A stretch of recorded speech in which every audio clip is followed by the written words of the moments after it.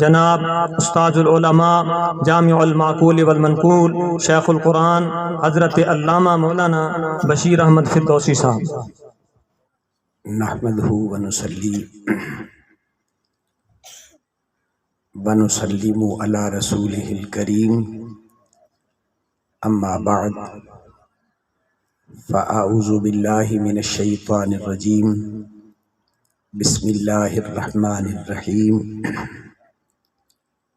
کل نفس ذائقۃ الموت، صدق اللہ مولانا العظیم، وبلغنا رسولہ النبی الکریم، ونحن علی ذالک لمن الشاہدین والشاکرین، والحمد للہ رب العالمین۔ تمامی حضرات محبت کے ساتھ ذوق کے ساتھ درود پاک پڑھ لیجیے۔ الصلاۃ والسلام علیک سیدی یا رسول اللہ، وعلی آلک واصحابک یا حبیب اللہ۔ الصلاۃ والسلام علیک وعلی آلک واصحابک یا محمد رسول اللہ صلی اللہ تعالی علیہ وسلم۔ عزیزان گرامی، سب سے پہلی گزارش یہ ہے کہ بندہ ناچیز کوئی عالم یا کوئی فاضل یا کوئی خطیب نہیں، ایک مدرسے کا ادنا سا طالب العلم ہوں۔ سبق سنانے کے لیے حاضر ہوا ہوں۔ دعا فرمائیں خلاق کائنات مجھے صحیح سبق سنانے کی، آپ کو سننے کی، اور ہم سب کو حق سن کر سمجھ کر عمل کرنے کی اللہ توفیق عطا فرمائے۔ اس کے بعد دوسری گزارش یہ ہے کہ آج کی اس روحانی محفل کی زینت پیر طریقت راہبر شریعت شیخ الحدیث و تفسیر قبلہ محمد حمید جان زید شرفہ جلوہ گر ہیں، اور ان کے لخت جگر استاذ العلماء مفتی بشیر احمد صاحب زید مجدہ آپ بھی جلوہ گر ہیں۔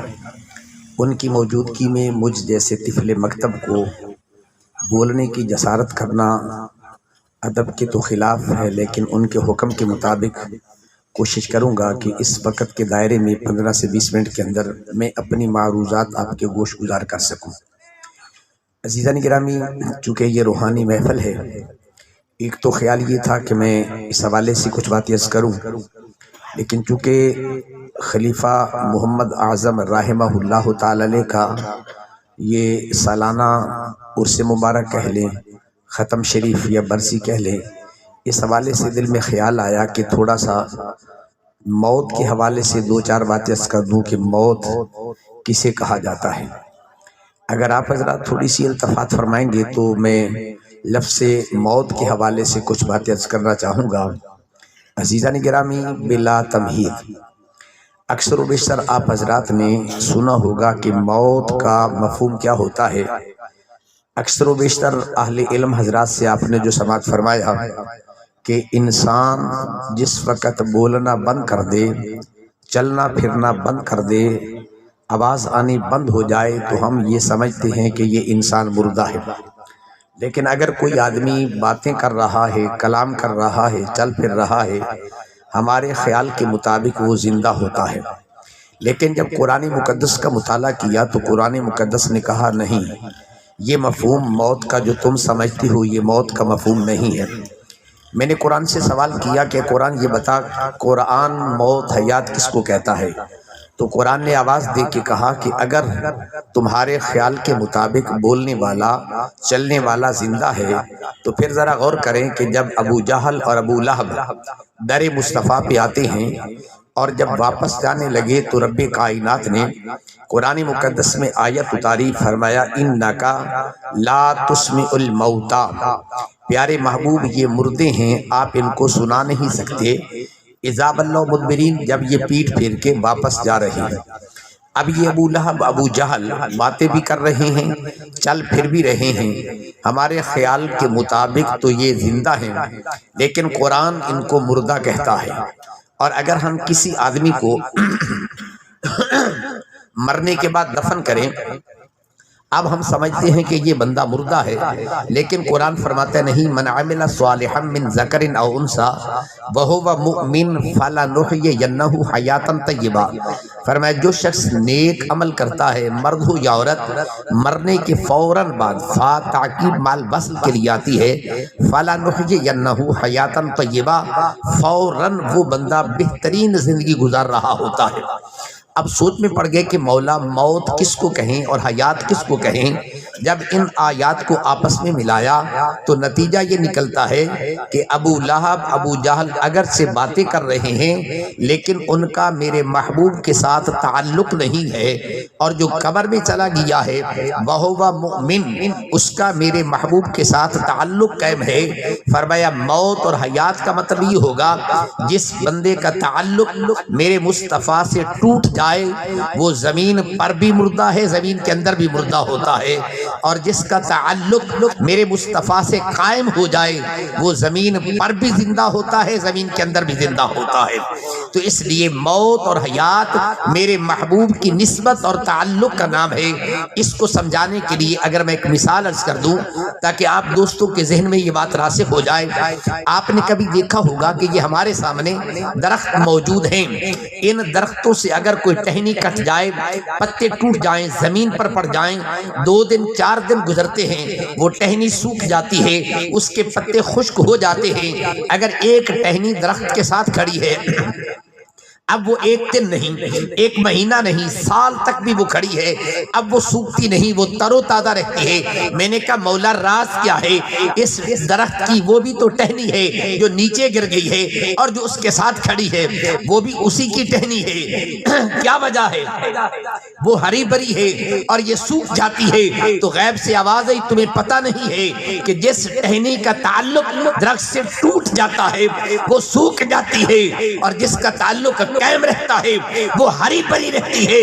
اسی طریقے سے بلا تشبیہ و تمثیل جس بندے کا تعلق میرے مصطفیٰ سے قائم رہتا ہے وہ ہر جگہ پہ زندہ ہوتا ہے، اور جس کا تعلق ٹوٹ جاتا ہے وہ مردہ ہو جایا کرتا ہے۔ اس لیے قرآن مقدس نے موت اور حیات کا یہ فلسفہ کیا۔ اب جو آیت پڑھی تھی اگر اس کے معنی پہ غور کریں تو تب بھی موت کا مفہوم واضح ہوتا ہے۔ اہل علم حضرات جانتے ہیں جب اس آیت کو گفتگو کا عنوان بنایا جاتا ہے اس کا ترجمہ یوں ہوتا ہے کل نفس ذائقۃ الموت۔ عام طور پر اہل علم حضرات اس کا ترجمہ یوں کرتے ہیں ہر نفس نے موت کا ذائقہ چکھنا ہے۔ اب یہاں چونکہ کثیر تعداد میں علماء اور مشائخ اور شیوخ القرآن حضرات تشریف فرما ہیں تو میں ایک طالب علم ہوں کیا عرض کروں، لیکن سوچتا ہوں جب یہ ترجمہ کیا جاتا ہے ہر نفس نے موت کا ذائقہ چکھنا ہے تو مجھے تشویش پیدا ہوتی ہے کہ ہم 2 لفظ استعمال کرتے ہیں۔ کیا کہتے ہیں؟ ہر نفس نے موت کا ذائقہ چکھنا ہے۔ ایک لفظ ذائقہ بولتے ہیں اور ایک چکھنا بولتے ہیں، حالانکہ لفظ ذائقہ کا خود مطلب چکھنا ہوتا ہے۔ جب ذائقہ بول لیا تو پھر چکھنے کا کیا مطلب ہوا؟ اگر چکھنا بولا ہے تو پھر ذائقہ کا لفظ نہیں آنا چاہیے تھا، تو اب اس کا مطلب کیا ہوگا؟ آئیے بحیثیت طالب العلم جو معنی سمجھو ورز کرنا چاہتا ہوں ذرا ذہن میں رکھیے۔ ذائقہ اس کا مصدر بنتا ہے الذوق جس کا معنی ہوتا ہے چکھنا، اور قانون اور ضابطہ یہ ہے جہاں چکھنے کی بات آتی ہے وہاں 2 چیزیں ہوتی ہے، ایک چکھنے والا اور ایک وہ چیز جسے چکھا جا رہا ہوتا ہے۔ چکھنے والے کو عربی میں ذائق یا ذائقہ کہتے ہیں، اور جس کو چکھا جاتا ہے اس کو عربی کے اندر مذوق کہا جاتا ہے۔ اب آئیے ذرا آیت پہ غور کرتے ہیں تو ذوق کا معنی کیا بنے گا؟ اس سے قبل ایک مثال عرض کر دوں تاکہ بات کو واضح کیا جا سکے۔ عزیزان گرامی، ہمارے گھروں میں کے اندر مائیں اور ہماری بہنیں بیٹیاں جب سالن تیار کرتی ہے تو وہ کیا کرتی ہے؟ اپنی ہتھیلی پہ سالن ڈالتی ہے، پھونک مار کے ٹھنڈا کرتی ہے، پھر اسے چکھتی ہے کہ نمک ٹھیک ہے یا نہیں، مرچ ٹھیک ہے یا نہیں۔ اب اس چکھنے والی عورت کو عربی میں ذائقہ کہا جاتا ہے، اور جو سالن ہتھیلی پہ ڈالا اسے عربی میں مذوق کہا جاتا ہے۔ اب اس پہ غور کریں، جب عورت نے سالن کا ذائقہ چکھا تو سالن ختم ہو گیا، عورت باقی بیٹھی ہے، عورت ختم نہیں ہوئی ہے، تو سالن ختم ہوا بلا تشبیہ و تمثیل۔ قرآن کہنا یہ چاہتا ہے کہ مومن جب موت کو چکھ لیتا ہے پھر موت ختم ہو جاتی ہے، مومن باقی بچ جاتا ہے۔ اس لیے کہ ذائقہ چکھنے سے بندہ نہیں مرتا ہے بلکہ موت مر جایا کرتی ہے۔ اس لیے لوگ تو یہ کہتے ہیں موت نے بندے کو مارا ہے، لیکن مجھے یوں کہنے دیجئے کہ موت نے بندے کو نہیں بلکہ بندے نے موت کو مار دیا ہے۔ اس لیے قرآن مقدس نے دوسرے مقام پہ یوں کہا لا یذوقون فیہا الا الموتۃ الاولی، جب بندہ موت کو موت دے دیتا ہے، موت کو چکھ لیتا ہے، پھر یہ اس کے قریب نہیں آتی ہے، اس لیے کہ گویا کہ بندے نے موت کو مار دیا ہے۔ اس لیے موت کا مطلب فنا ہو جانا نہیں ہے، موت کا مطلب مٹ جانا نہیں ہے، موت کا مطلب نیست و نابود ہونا نہیں ہے، بلکہ موت کا مطلب کیا ہوتا ہے؟ اس جہان سے در مصطفیٰ تک پہنچنے کا نام موت ہوا کرتا ہے۔ اب اس کو سمجھانے کے لیے عرض کرنا چاہوں گا، اب ذرا تھوڑا سا غور فرمائیں۔ اگر یہ بندہ فوت ہو گیا ہے، مرنے کے بعد ہم نے اس کو قبر میں دفن کرنا ہے، تو شریعت کا قانون آ گیا اسے پہلے غسل کرایا جائے، پھر اس کو کفن کی صورت میں نیا لباس عطا کیا جائے، پھر اس کو خوشبو سے معطر کیا جائے، پھر چار پائی پہ لٹا کے کندھے پہ اٹھا کے بڑے ادب کے ساتھ احترام کے ساتھ اسے قبرستان تک لے کے جایا جائے، اور پھر جب تک میت کی چار پائی زمین پر نہ رکھی جائے تو تمہارا حق بنتا ہے اس کے احترام میں کھڑے رہو۔ میں نے کہا مولا جب مرنے کے بعد مٹی میں جانا ہے تو نہلانے کی ضرورت کیا ہے؟ جب مرنے کے بعد ہم نے قبر میں جانا ہے تو نیا لباس دینے کی ضرورت کیا ہے؟ جب مرنے کے بعد مٹی میں جانا ہے تو خوشبو سے معطر کرنے کی ضرورت کیا ہے؟ تو آئیے مثال سے عرض کرنا چاہوں گا، ذرا ذہن میں رکھیے اس کا فلسفہ کیا ہے۔ آپ نے دیکھا ہوگا جب اپنے گھروں کے اندر اپنی بیٹیوں کا فرض ادا کرتے ہیں تو کیا ہوتا ہے؟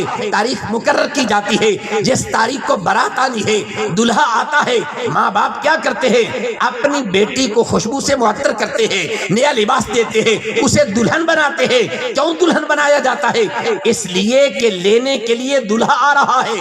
اب باپ اور ماں اور بہن بھائی جب اس کو الوداع کرتے ہیں، ماں بھی روتی ہے، باپ بھی روتا ہے، بھئی یہ مری تو نہیں ہے۔ رونے کا مطلب کیا تھا؟ شریعت کہتی ہے مری نہیں ہے، لیکن ماں باپ کا گھر چھوڑ کے جا رہی ہے، ماں باپ کے جگر کا ٹکڑا ہے، اس لیے یہ جاتی ہے، تو ماں باپ سے جدائی برداشت نہیں ہوتی ہے، حالانکہ خود دلہن بنایا۔ فرمایا اس مثال پہ غور کرو، جب تم اپنی بیٹی کو دلہن بناتے ہو، کیوں؟ اس لیے کہ لینے کے لیے دلہا آ رہا ہے۔ فرمایا مومن کو بھی ذرا دلہن بنا دو، تمہاری بیٹی کو لینے کے لیے دلہا آ رہا ہے۔ اس مومن کو قبر میں لینے کے لیے آمنہ کا لال آ رہا ہوتا ہے۔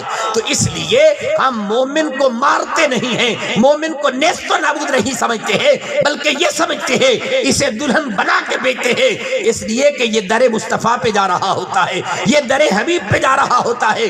اس لیے حضرت سیدنا بلال رضی اللہ تعالیٰ عنہ کا جب آخری وقت قریب آتا ہے، آپ کی اہلیہ محترمہ، آپ کی بیوی صاحبہ سرہانے کے قریب بیٹھ کے رونے لگ جاتی ہے۔ پیارے بلال پوچھتے ہیں رونے کا راز کیا ہے؟ کہا سرتاج تم مجھے چھوڑ کے جا رہے ہو، آپ کی جدائی کا غم برداشت نہیں ہوتا، اس لیے رو رہی ہوں۔ تو پیارے بلال نے کیا کہا؟ عاشقوں کے امام نے کیا کہا؟ سنیو ناز کرو تم اپنے عقیدے پر، میرا اور آپ کا عقیدہ کسی منطقی اور فلسفی کا بنایا ہوا نہیں ہے، یہ وہ عقیدہ بلال دیتے ہیں جو براہ راست آمنہ کے لال سے سیکھا تھا، براہ راست نگاہ مصطفیٰ سے سیکھا تھا۔ حضرت بلال نے کہا اپنی بیوی سے کہا تو یہ تو دیکھ رہی ہے میں تجھے چھوڑ کے جا رہا ہوں، لیکن یہ نہیں دیکھا میں جا کے اس کے پاس رہا ہوں نا۔ کہا یہ رونے کا ٹائم نہیں ہے، یہ مسکرانے کا ٹائم ہے، اس لیے تجھے چھوڑ کے جا رہا ہوں لیکن در مصطفیٰ پہ جا رہا ہوں۔ اسی لیے صوفیاء کے بادشاہ مولا روم رحمہ اللہ تعالی علیہ آپ کیا ارشاد فرماتے ہیں؟ اے انسان ذرا غور کر، جب تو پیدا ہوتا ہے اس وقت تو رو رہا ہوتا ہے اور تمہارے گھر والے خوشیاں منا رہے ہیں، جب جانے کا ٹائم آئے اب ذرا نظام بدل دیا جائے، اب تیرے گھر والے رو رہے ہیں تو مسکرا کے جا، اس لیے کہ تو در مصطفیٰ پہ جا رہا ہوتا ہے۔ یہاں یہ بات کو میں تفصیل سے ریاض کر سکتا، چونکہ بڑے حضرات تشریف فرمائے طالب علم ہوں کہ جب بندہ قبر میں جاتا ہے تو کتنے سوال ہوتے ہیں۔ آپ نے عام اہل علم سے سنا ہوگا 3 سوال ہوتے ہیں۔ پہلا سوال من ربک کا، دوسرا ما دینک کا، اور تیسرا ما کنت تقول فی ھذا الرجل۔ اب ذرا کبھی بخاری شریف کا مطالعہ کریں، جو علم حدیث کے اندر جس کو پہلے درجے پہ کتاب مانا جاتا ہے امام بخاری علیہ رحمہ، آپ ارشاد فرماتے ہیں 7 مرتبہ اس حدیث کو بخاری میں نقل کیا ہے۔ 7 جگہ پر امام بخاری نے سوال ایک نقل کیا، تینوں نقل نہیں کیے ہیں۔ پوری بخاری شریف پڑھ لیجئے، 7 ابواب کے اندر امام بخاری نے سروت کو نقل کیا، ہر جگہ پہ ایک سوال ہے، ما کنت تقول فی ھذا الرجل، بر ربک کا سوال نہیں ہے، ما دینک کا سوال نہیں ہے، ایک ہی سوال نقل کیا۔ شارحین بحث کرتے ہیں کیا وجہ ہے، امام بخاری نے 2 سوال کیوں چھوڑے؟ فرماتے امام بخاری کائنات کو بتانا یہ چاہتے ہیں کہ دنیا والوں ذرا خیال کر لینا کہ جس بندے کو معرفت مصطفیٰ نصیب ہو جائے اس سے یہ سوال کرنے کی ضرورت ہی نہیں تیرا خدا کون ہوتا ہے، اس سے یہ پوچھنے کی ضرورت ہی نہیں تیرا دین کیا ہوگا۔ اس لیے جس نے مصطفیٰ کو پہچان لیا اس نے خدا کو بھی پہچان لیا، اس نے دین کو بھی پہچان لیا۔ اسی لیے امام بخاری فرماتے ہیں ایک ہی سوال نقل کیا، تو اب یہ انسان جو دنیا سے جاتا ہے یہ مرا نہیں ہے، نیست و نابود نہیں ہوا۔ ینتقلون من مکان الی مکان آخر، بس یہ در حبیب پہ ہماری ڈیوٹی ہم چھوڑ کے آتے ہیں اور آگے لینے کے لیے آمنہ کے لال جلوگر ہوتے ہیں۔ پھر بعض اہل علم حضرات کہتے ہیں حضور کا دیدار ہوتا ہے، سرکار جلوگر ہوتے ہیں، بعض کہتے ہیں نہیں ہوتے۔ اب میں تفصیل میں ریاض کرنا چاہتا، میں کہتا ہوں جو کہتے ہیں سرکار جلوگر ہوتے ہیں یہ بھی ٹھیک ہے، اگر کوئی کہتا ہے نہیں آتے تو وہ بھی ٹھیک ہے۔ آپ کہیں گے دونوں کیسے ٹھیک ہو گئے؟ میں کہتا ہوں اس لیے اگر تھوڑا سا غور کریں کہ کیا قبر میں جانے والا جو شخص ہے کیا بلال جیسا عشق لے کے جا رہا ہے کہ نہیں جا رہا؟ اگر اس کے دل میں عشق رسول بلال جیسا ہے تو پھر یہ غلام بعد میں جاتا ہے، آمنہ کے لال پہلے جلوگر ہوتے ہیں۔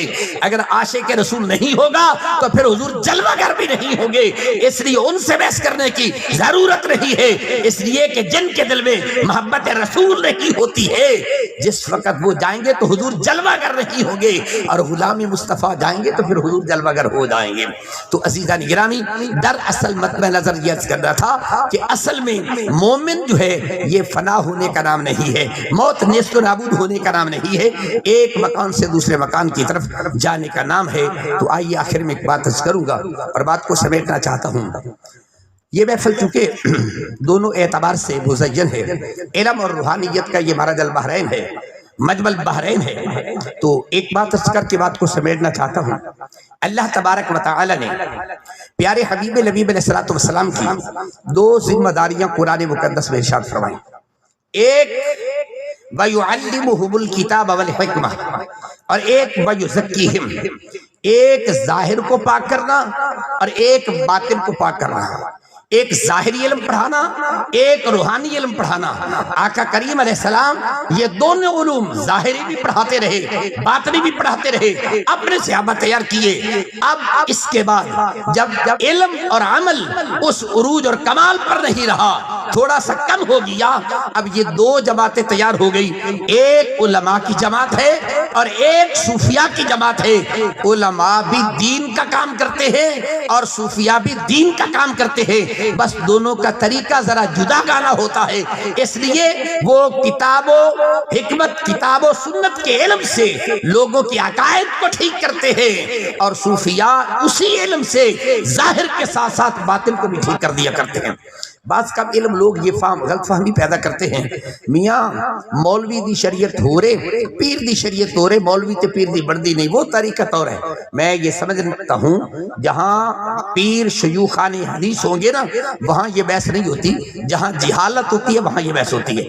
آپ دوستوں کو سمجھانے کے لیے جملہ کہنا چاہتا ہوں تاکہ بات سمجھ آ جائے۔ یاد رکھ لیجئے جب تک شریعت نہیں ہوگی طریقت آ ہی نہیں سکتی ہے، شریعت کے بغیر طریقت کا تصور ممکن نہیں ہے، علم کے بغیر روحانیت کا تصور ممکن نہیں ہے۔ سمجھانے کے لیے سادہ سی مثال دینا چاہتا ہوں۔ آپ نے دیکھو کہ دیہات کے ماحول میں دودھ ہوتا ہے، پھر اس سے مکھن نکالا جاتا ہے۔ آپ نے کبھی غور کیا کہ دودھ پہلے ہوتا ہے بعد میں مکھن نکالا جاتا ہے؟ دودھ نہ ہو تو مکھن نہیں بن سکتا، پہلے دودھ ہوگا تو پھر مکھن بنے گا، پہلے شریعت ہوگی تو پھر طریقت آئے گی، شریعت نہیں ہوگی تو طریقت نہیں آ سکتی ہے۔ یا اس کو یوں تعبیر کر لیجئے کہ دودھ علم کا نام ہے اور طریقت روحانیت یہ کس چیز کا نام ہے؟ یہ روحانیت کا نام ہے، تزکیہ باطن کا نام ہے۔ تو معنی یہ ہوگا جب علم آئے گا، علم کے بعد معرفت خدا بندی بھی نصیب ہو جاتی ہے۔ ہم تو بچوں کو غازی یہاں سے کراتے ہیں، سب سے پہلی جو کتاب پڑھائی جاتی ہے مدارس میں وہ شیخ سعدی رحمہ کی کریمہ پڑھائی جاتی ہے۔ ان کا تو پہلا سبق یہ ہے کہ بے علم نتواں خدا را شناخت، کہ علم کے بغیر خدا کی معرفت نصیب ہی نہیں ہوتی ہے۔ اس لیے آج اصل میں علم اور روحانیت کی کمی کی وجہ سے ہم اہل سنت کمزوری کی طرف جا رہے ہیں۔ ایک وقت وہ ہوتا تھا جب ہمارے آستانوں پہ علم کا سمندر بھی چھاٹے مارتا تھا اور روحانیت بھی ہوا کرتی تھی۔ جب بھی یہ دونوں چیزیں مل جاتی ہیں پھر انسان کا ظاہر بھی پاک ہو جاتا ہے اور باطن بھی پاک ہو جاتا ہے۔ دعا کرے خلاق کائنات ہمیں صحیح معنوں میں دین سمجھنے کی توفیق عطا فرمائے۔ وما علیہ الا البلاغ۔